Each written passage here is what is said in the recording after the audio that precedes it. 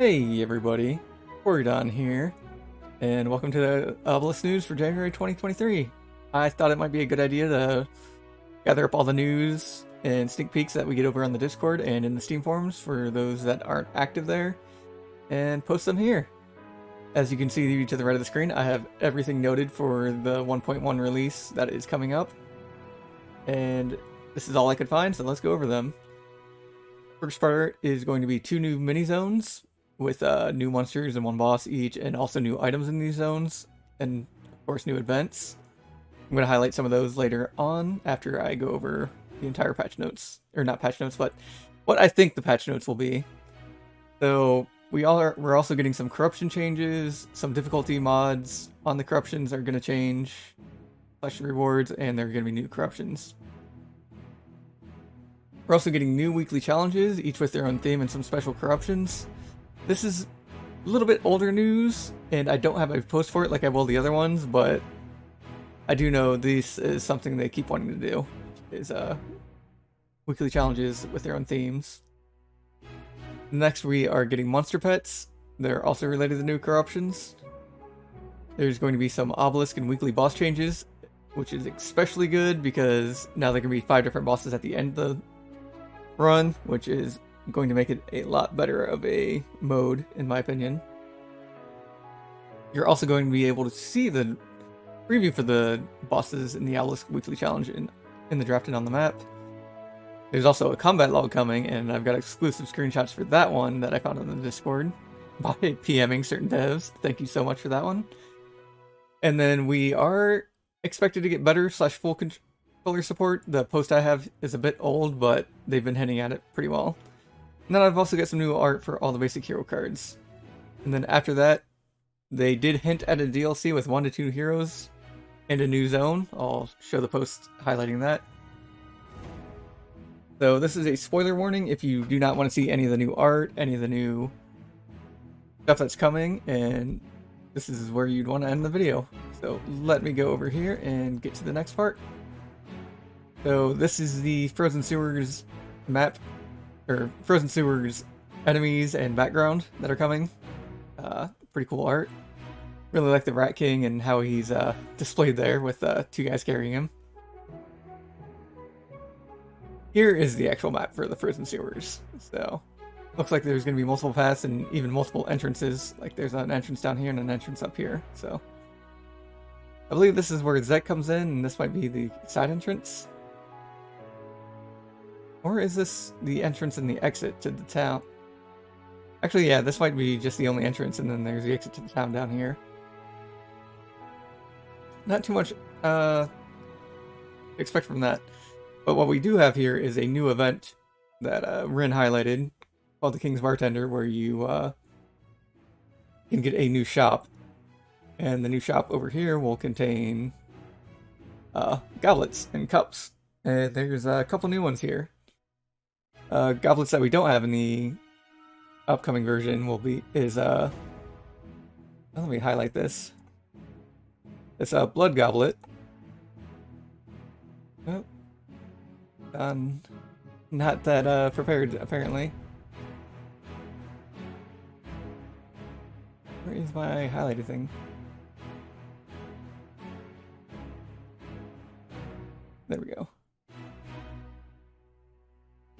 So we're going to be getting a blood goblet that's new for every dark applied bleed, which is going to be quite crazy and enable a lot of new builds. We're getting this beer mug down here, which is going to go pretty well into skill builds and might be good for Grookly. The Suffering Insanity is pretty bad, but the Fury and Powerful is extremely good. And we also have this Cold Bone Goblet, which is going to be very interesting and combos with a lot of other items. Next is some stuff for the Forge area, just showing off the enemies here. And I do not have the boss image. I should have had the boss image, but if you want to see the boss, you can just go to the Steam latest news for the developer update. Here is some more concept art that was posted for the various enemies, and this looks like it might even, one of these 2 might even be pets. Kind of interesting. I'd be surprised if this little guy down here wasn't a pet.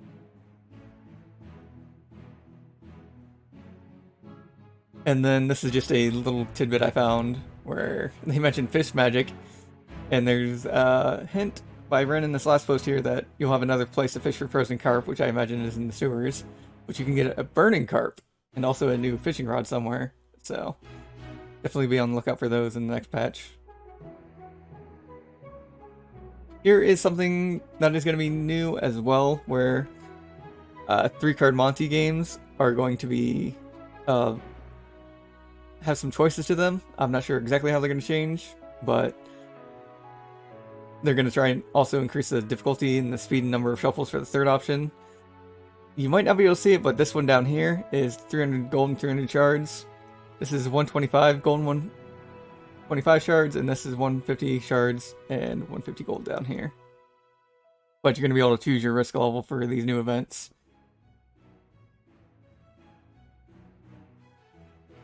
And then we're going to move on to the Obelisk changes, or the corruption changes, which is next on the ticket. And this is going to be 2 posts here by Ren in November. The next big patch, a few more corruptions, and we'll do a little revision to the difficulty of the current corruptions, looking at you, Upwind. I always joked that Upwind was a energy or overflow difficulty, where it's actually 5-star difficulty instead of 1, because losing that much speed and all the enemies gaining that much speed is extremely dangerous in higher difficulties. And then here's just in some weeks heavily wanting some corruption changes and changes to the bosses in Obelisk in different modes. And speaking of corruption changes, this is one of the new corruptions that is going to be in the game, where it adds a pet to all monsters, and this pet will cast a Blood Splash card, which is kind of dangerous, where it doubles the target's bleed, and every monster gets one of these. And it can, if you get some bad RNG, or if you have a hero that's taunting, they are going to get very, very bloody. But if you have a hero with Blood Guard that's taunting, they're not going to get bloody. So that's going to be a pretty good counter to that one. Also probably good for a taunting hero would be some form of invulnerable for these new corruptions. There's also the colorful puddle, which gives a random blob to all monsters, which I imagine there's fire, dark, holy, or sanctify, blood, water, ice, poison. Not sure what the steel one is. Oh, crack would be that one. There's insanity, and that light one there, it would probably be spark. So, and then we have the obelisk, something else for obelisk mode, which is going to be the cup merchant is being added to obelisk mode and weekly mode. So that's pretty cool. Next image I have here is just another thing for obelisk mode and weekly mode that'll show you the 3 bosses as you draft, and you'll also be able to see them in the map so you don't forget them. And you'll also be able to see the enemies in combats before you get there, which will be very nice because you want to avoid Monty usually in Obelisk 10. So, no more surprise Monties ruining your day. And then next is the combat log, which is looking really cool here. Looks like you'll be able to like go over any card, and the card here that you'd be looking at is this Tusk Barrage that the Wild Boar is casting. Circle that better.